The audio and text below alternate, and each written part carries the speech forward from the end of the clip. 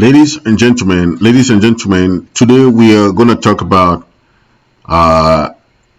the Nigerian presidential election. We have seen the campaign has been going on, and we have seen the front runner who is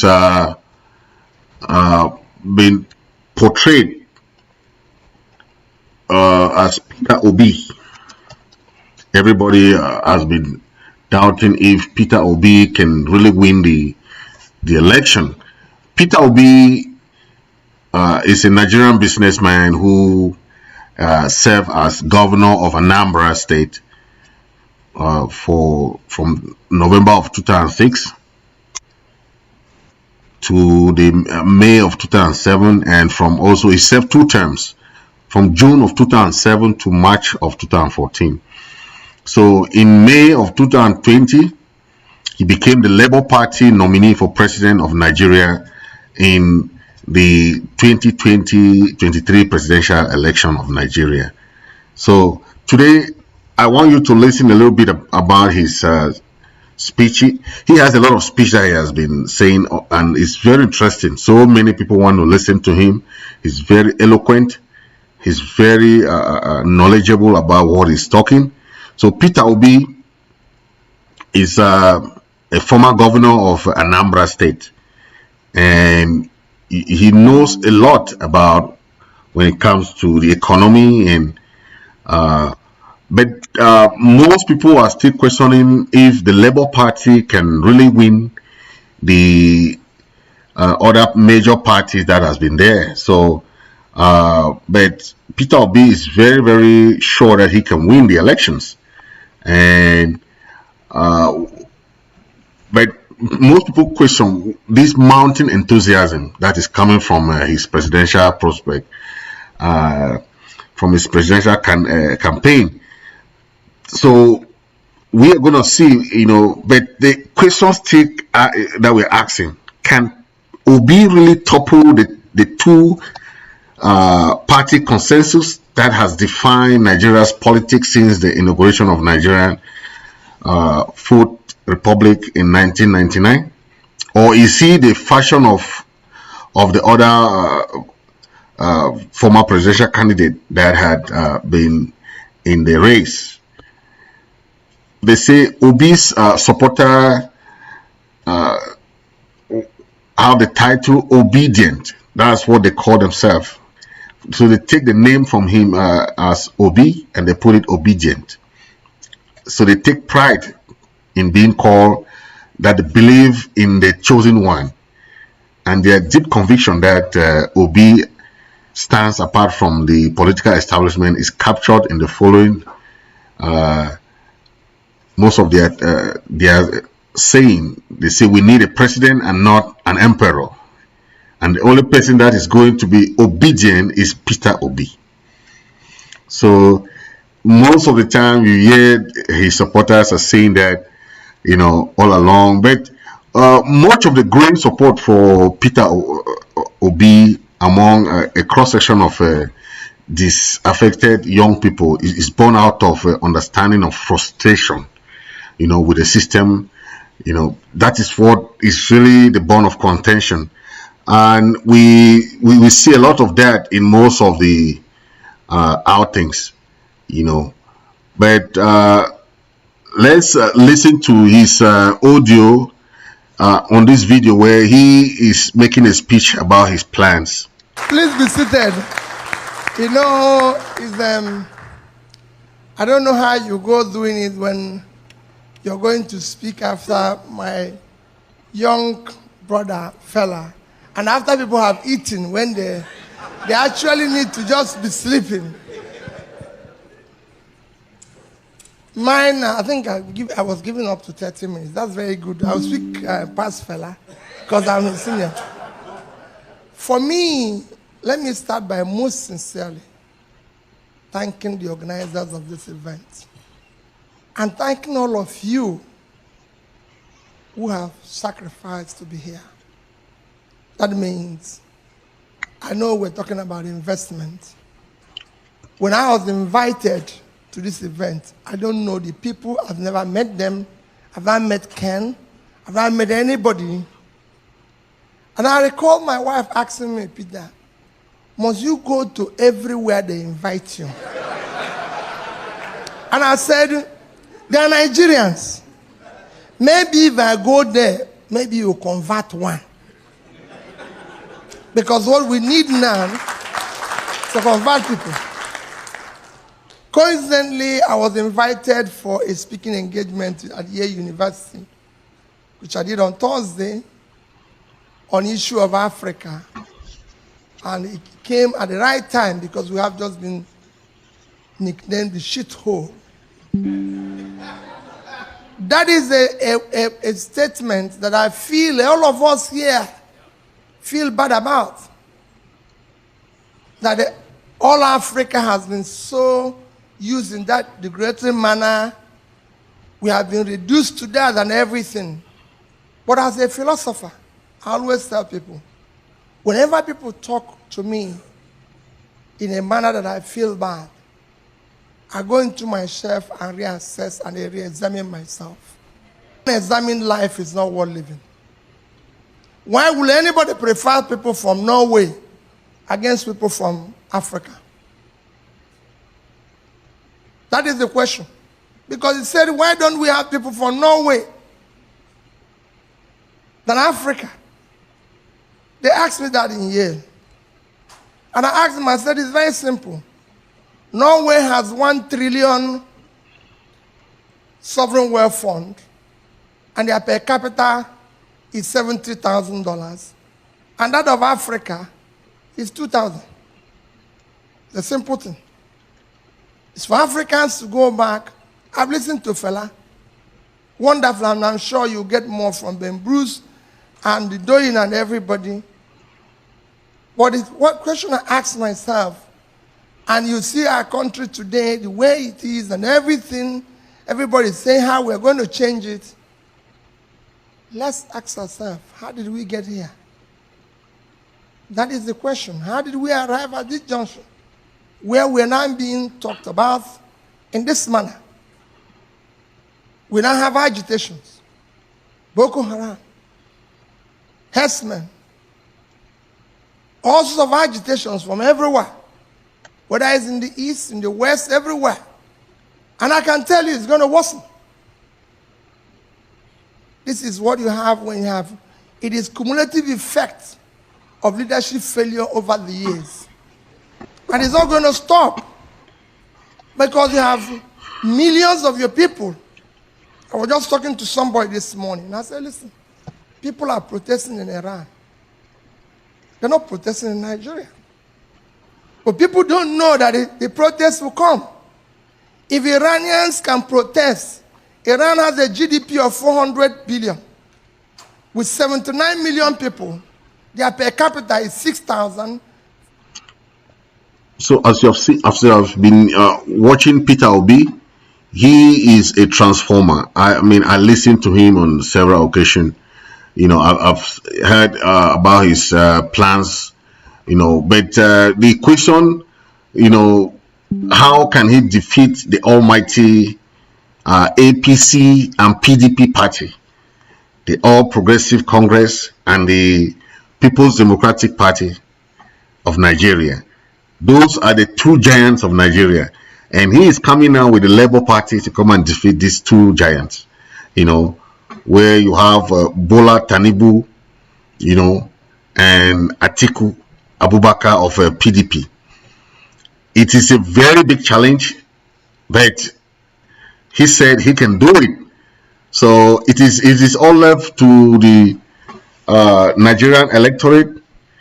You know, if you look at much of the other candidates of the PDP, like Atiku Abubakar, they are more of the older generation, you know, both in their 70 and 75 respectively, you know, but Peter Obi is still young, in his 60, you see.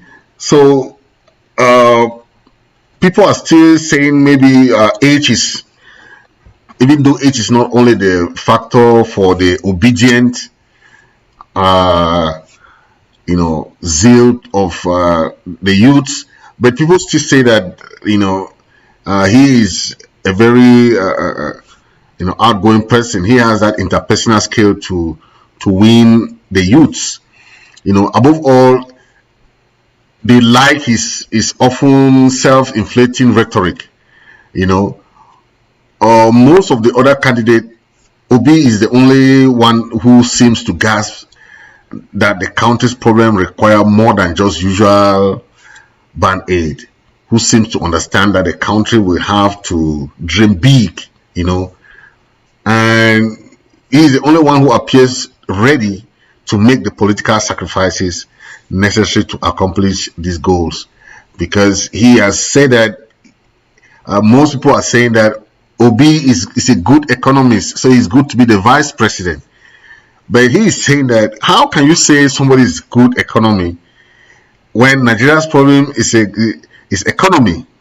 How can you say I am good economist, but you want me to be the vice when the major problem of the country is the economy? So he has a lot of argument there. It is always important to understand all these issues going on there. But I want you to keep listening to him and listen to his ideas. He has so many good ideas. Americans should live in America. I'm a Nigerian. I live in Onitsha. That is where I should live. I go to South Africa. I go to everywhere. I say, buy a house in South Africa. How many South Africans have bought a house in Nigeria? How many Americans have bought a house in Nigeria? So why would Nigerians come here? You live here. Yes, you can own a house here. But not people. I come here as governor, and Nigerians will tell you, oh, let's bring somebody and have a party. Why would I leave Nigeria to come and do party here? No way. I should come here as a beggar for you to give me something to take home, not to come and celebrate here. I have people who need food in the country. And Nigerians are celebrating here. And you go there and be calling them His Excellency, when you should push them to go back and do their work at home. So start telling them, if your governor comes here or local government chairman, do not be part of celebrating him. Tell him to go home and fix what he's supposed to do. Don't encourage him to waste the resources. He didn't come with his money. He came with your money. We're asking you to bring back your own. What we need to do is to manage that which is there effectively. Your country, to tell you how bad your country has gone. In 1980, Nigeria as a country had a foreign reserve of $10.5 billion. 10.5. China is 10. South Korea, that somebody mentioned here, is 3 billion. The country was far bigger than South Korea. Had more money than China. China had a population of, today, China population is 1,317,000,000. Nigeria is only 186 million. But what is happening? Today, China has in savings 3 trillion and we have 30. We had 10. They had 10. We had 10.5. They had 10. Today they had 3 trillion. We have 30. 1% of what they used to have. Today, South Korea savings is 400 and something billion, and we have 30. What went wrong here? And I can show you nations on nations. We are supposed to be part of the so-called Office of Nations. Now we have put us to mint nation. We're supposed to be now mint nation because we miss where we're supposed to be, where China, everybody is. They said we are not part of BRICS nation. They put South Africa instead. Why did they put South Africa? I've asked that question. You don't have the infrastructure. You don't have what it takes. But look at the BRIC nations that we've been put into. If you look at the 4 BRIC nations, it's Mexico, Indonesia, Nigeria, and Turkey. Look at our GDPs. Ours is not even half of the list. The GDP of Mexico, which is not there, that they call anything, is 1.3 trillion. Mexico has today savings. Their reserve is about 170. Of course, you can go there. Both inflation, unemployment, everything is under 10%. Their market capitalization is over 400 billion. Indonesia, which has more population than us, a population of 250, has 1 trillion GDP. Have $110 billion in reserve. And of course, can go, their market is over 400. Market capitalization of their stock market is over 400. Turkey, which is smallest among them, 80 million people, has 895 billion GDP. Their reserve is over 100 billion. Nigerian GDP is 400 billion. And on top of it, our government have the most wasteful people in charge in the world. We're in a state of Florida. So, as you can see, Peter Obi is a special person.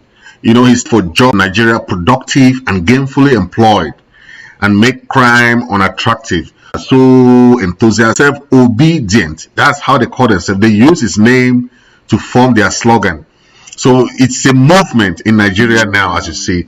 If you look at the other aspect, he has a lot of experience when it comes to the economy. He said that he's going to create jobs. He's going to boost the economy. He's going to improve education. And he's talk about accountability. You know, he said we shall make people productive and gainfully employed and make crime unattractive. You know, he has a very rigorous plan for Nigerians. He said, I will move Nigeria from a consuming nation to a productive nation. As a Nigerian, he said, I want all parts of the country to be secured. Nigeria is insecure. Nigeria is not unified, and Nigeria is unproductive and is collapsing, he said. So he's looking at a broad picture of making Nigeria, you know. Peter Obi was born in Onitsha, in Anambra State, you know, in 1961. So he completed his high school studies at the Christ the King College in Onitsha, and he enrolled at the University of Nigeria in 1980 and graduated in 1984 with a BA Hons in philosophy. So he's a businessman. He has a lot of business acumen. If you listen to him, most of his speeches are focused on trying to change Nigeria from that consuming kind of country to a producing country. And he's trying to implement what he said he did in Anambra State as a governor, the 2-time governor there. So he has a very rigorous plan. You know, he said, I'm not desperate to be president. I'm desperate to see Nigeria work. You know, so Nigeria and Nigerians today have been thrown into poverty than any other country in the world. Coupled with this high rate of unemployment, Peter Obi wants to change the things that's happening there. You know, which is, he said, is largely due to the leadership failure. And if you see what Peter Obi is trying to do in Nigeria, is very, very nice. This is kind of change we want in a very powerful nation like Nigeria. You know, African countries look up to Nigeria for change, and Nigeria is only into consumption. And if Nigeria is only in that consumption, how can there be tangible investment? into the future. Because if you spend time on consuming without producing, you become a consuming country. And it's very difficult for a consuming country to survive because you depend on other countries to produce your goods. Whereas you can look for local production, and of course, if you produce locally, you create jobs. So Peter Obi is one of those who is focused on that, and he if you see what he's doing, he really wants to see a lot of Nigerians get back to work, because according to him, he said that only about 50% of Nigerians are having some type of job, but the percentage is really, really, really poor in terms of the job market. So he said Nigeria is consuming their future, and it is really bad for the Nigerian economy that it's not going to work like that. So he said we are consuming our future in Nigeria. He said for every 1K borrowed, 90K is used to service it, and Nigeria as of today is owing 58 trillion naira. And that is the more reason we must go back to production, invest in youth to be productive. He wants the youth to get back to work. He said he prefer to make Nigeria be more of productive country, producing their own goods, than to spend time waiting for other country to send them their goods to consume them. So it is a very good plan, and I think Peter Obi will really be a good example for Africans, the African country, to really follow suit. And most African countries are the same. They are the same. They do the same style of consuming. Then they have nothing to offer. They have nothing to show as production, made in that country. So it is really sad. It is really sad that we have all the type of stuff that we have to expatiate in Africa, but because we don't have most of the availability resources, and most countries are only consumers of those goods, they don't have time to produce their own goods. Most factories are not functional. The economy is not functional. So it is really sad, and I think Peter Obi has a very good plan, and I hope he can really do that as he is saying. So let's listen to him. Why? What is happening? So when we're now Nigerians staying here, your investment is critical, but what is more critical? That you become part of the change agents. On top of this type of a situation, you still have people like me who are elected. Only in Nigeria, you elect people. People ask me now while we're eating lunch, what is the problem? I said, the problem is the people. So only in Nigeria that you elect people. They don't have car, they don't have anything. 6 months, they build a house, buy 20 cars, and call it for Thanksgiving, and people will go there. And they will be praying in the church, telling God to bless them. And the bishop will preach that wherever they got the money, should give them more when they have to call police. Because they know where the money came from. Everybody knows where the money came from. But they are still celebrating it. He comes to America and buy a house, and they said if you see his house, and it's in choice areas. When he's in Washington, they tell you this place, this man owns the house here. In New York, this man owns the house here. With whose money? Let him show you his business. It's their time job that earn that money, in which is if Shobanjo, who is doing of advertisement, wants to buy a house in the best area of the world, let him go and buy it. But for God's sake, why would Peter Obi come and buy the choice area in Washington?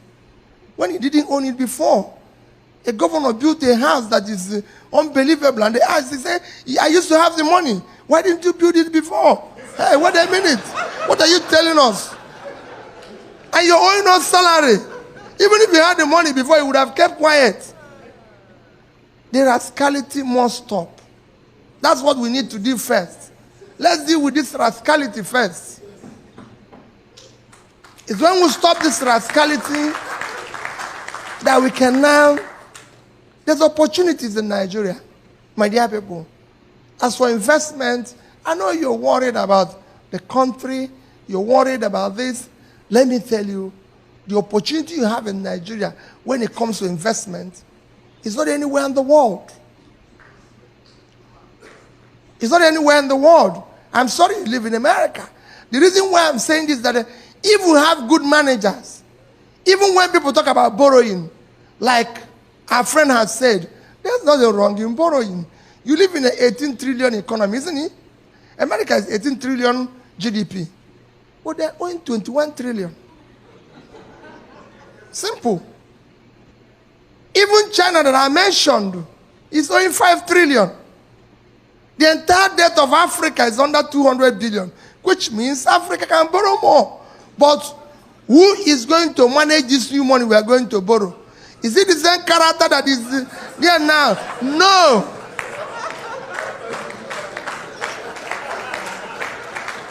So when you're talking about borrowing money, the greatest tragedy your country is facing today is that the managers of the country have never managed anything in their life. If a man has not created wealth or managed anything, he cannot manage public one. You suddenly find somebody who has never seen 1 billion and then throw him and say he's the governor to manage 12. Go and check it all over the world. All lottery winners went bankrupt. If you give it to fella, you manage it. That's why he's who he is. He's telling you everything he told you here is correct. These countries are run today like business. They are managed by people who have managed something. Any manager, people say, oh, Peter, when you went there, what happened? This, that. No, there was no difference. I had a business that I was running. So I know profit and loss. So when I went there, for me, it was a profit and loss. How much do we get? How much are we going to lose? Why should Governor of Anambra State have a lodge in Abuja? For God's sake. This man doesn't live in Abuja. Why would I have a lodge in Abuja?